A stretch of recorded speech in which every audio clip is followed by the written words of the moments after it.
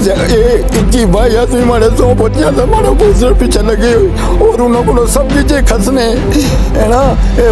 बदमाशा ना ग्रुप हमारे रिश्तेदार आए, उसको भी इस बहुत बड़ा तंग किया हुआ और बहुत बड़ा उसे कर दिया जितना हमारी ये पीढ़ी DIG साहब गए, STPO साहब गए, डूंगा गली SHO साहब गए, सारे आ गए कि हमारा सारा इंसाफ किया गया। इसलिए बनाया हुआ कि मेरे भाई के ससुराल से वो ज़मीन काबू करना चाहते थे तो हमने नहीं काबू करने दी, तो इस वजह से उन्होंने सब केस बना दिया। ये सब झूठे केस हैं। मेरे साथ जुल्म हो रहा है और ज़्यादती हो रही है। खुदारा मैं एक गरीब आदमी हूँ, मुझे इंसाफ दिया जाए। औज़ु बिल्लाहि मिन शैतानिर रजीम, बिस्मिल्लाहिर रहमानिर रहीम।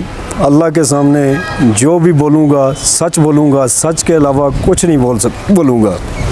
ये दुनिया की अदालतें तरीक़ें ये लगी रहती हैं, लेकिन जब अल्लाह की अदालत लगती है तो उसमें जो भी फ़ैसला होता है वो सच्चा होता है और हकीकत होता है। अल्लाह के सामने मेरे ससुराल वाले जो नीचे मेरे मामू गुलाम नबी और उसको दो बेटे हैं, एक फजले राज़ुक है और एक हफीज़ है। ये 3 बंदे जो हैं उस ज़मीन के ऊपर कब्ज़ा कर रहे थे, तो मैंने उन गरीबों की जान छुड़ाई है और वो गरीब यहाँ से मारे हुए रावलपिंडी अभी अपना गुजारा कर रहे हैं। और रावलपिंडी में पहुँचे हैं तो वो ज़मीन उन्होंने मेरे हवाले की है कि इसकी देखभाल आपने करनी है। जब मैं मौके पर पहुंचा हूं, उसको मैंने संभाला है उस ज़मीन को, तो इन्होंने फ़ौरन मेरे ऊपर चढ़ाई की है। फिर 1 साल हो गया इस बात को। चढ़ाई के बाद फिर जो है ना इनके साथ तू में हुई है। मैंने बोला छोड़ो ये दालतें केस वगैरह ये कुछ नहीं है, मैं कुछ भी नहीं करता हूँ।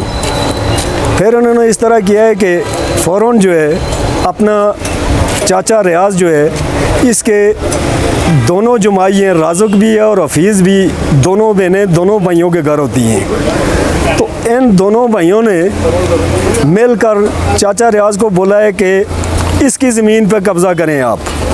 तो उसने मेरी ज़मीन के ऊपर कब्ज़ा करने की कोशिश की है। मैंने 1.5 साल पहले जगह स्टे करवाई है और स्टे के बाद काफ़ी अरसा ये मामलात लगे रहे हैं।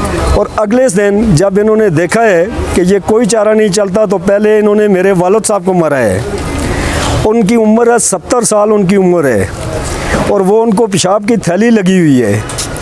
तो मैं उनको लेकर थाने में गया हूँ। थाने में पहुँचा हूँ तो थाने में रिपोर्ट करवाई है और उस रिपोर्ट का भी कोई रिज़ल्ट नहीं आया, कोई पुलिस वाला नहीं गया, किसी ने उनको गिरफ़्तार नहीं किया, कुछ भी नहीं हुआ। तीसरे दिन उन लोगों ने मेरे ऊपर चढ़ाई की है। चढ़ाई करके नीचे से वो मेरे घर के ऊपर आए, मेरे घर में, और उन्होंने आकर मेरी बच्चियों को मारना शुरू किया है। तो मैंने अपनी बच्चियों को साइड पे किया है, पर उतने में काफ़ी बलवा हो गया था। जो फजले राज़ुक DPO साहब का ड्राइवर है वो भी वहाँ पे पहुँच गया, उसके हाथ में भी डंडा पकड़ा हुआ था और वो जो है चाचा मामा गुलाम नबी जो सक्का मेरा मामा है उसका चाचा लगता है। और इन लोगों ने आपस में लड़ाई की है। बीच में इन्होंने मेरा नाम चलाया है, गो कि मैं थाने तक नहीं गया हूँ, किसी जगह तक नहीं गया हूँ। जब रिपोर्ट FIR हुई हैं, पर्चे हुए हैं, तो आज मैंने अपनी ज़मानतें करवाई हैं। इनके मीडिया पे बयान सुने हैं कि ये बयान दे रहे हैं, ये कर रहे हैं, वो कर रहे हैं। तो मैं अल्लाह के सामने फिर भी इनके ऊपर किसी किस्म का तशद्दुद, किसी किस्म की कोई बात, अगर मैं झगड़े में होता तो ज़ाहिरी बात है, या मेरा कोई बच्चा होता, मैं अभी मीडिया के सामने इन्हें पेश करूंगा कि झगड़ा जब होता है तो चलो दूसरा बंदा जो घर आता है मारने के लिए, तो ज़ाहिरी बात है कि मेरे बच्चे किसी को कोई खराश आती, कुछ और मसला होता, कोई सोटी लगी हुई नज़र आती, या पुलिस की तरफ जाता, पर्चा कराता, FIR करवाता। मैंने कुछ भी नहीं करवाया। और मैं DPO साहब से मिलने की मैंने कोशिश की है कि मैं वहाँ जाऊँगा, तो फजले राज़ुक जो है, फजले राज़ुक जो उनका ड्राइवर है, तो उसने बोला है कि मैं साहब के साथ होता हूँ, तो तुम उधर जाओ तो मैं उधर ही तुम्हें चलान करवाऊँगा और बंद करवाऊँगा। और इतना बड़ा जुल्म मैं DPO साहब से भी इल्तिजा करता हूँ, डिप्टी कमिश्नर साहब से भी इल्तिजा करता हूँ, खुदा रहा मौका मुलाजा करें। अगर मेरी गलती है तो मुझे अपनी कलम से सारी उम्र भर कैद दें। अगर मेरी गलती नहीं है तो खुदा रहा मेरे साथ इंसाफ किया जाए।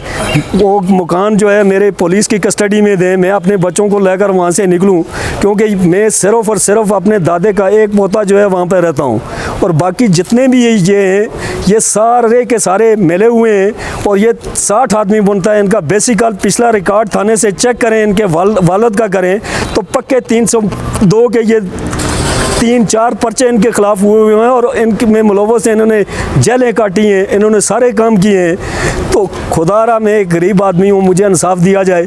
मेरे साथ जुल्म हो रहा है और ज़्यादती हो रही है और इस ज़्यादती का अजाला अगर इन लोगों ने इस दुनिया में नहीं किया तो आखिरत में इनके साथ खुदा देख रहा है और खुदा इनसे ज़रूर पूछेगा कि आपके हाथ में कलम थी और आपने इसका इंसाफ क्यों नहीं किया, और मुझे इंसाफ दिलाएं।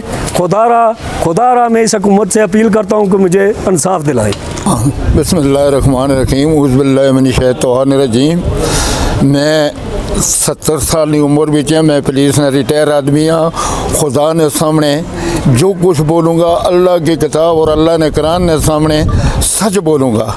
सन 1970 में 9वें महीने की 29 तारीख इन्हें अपनी फूफी ने सक्का पुत्र कत्ल किया।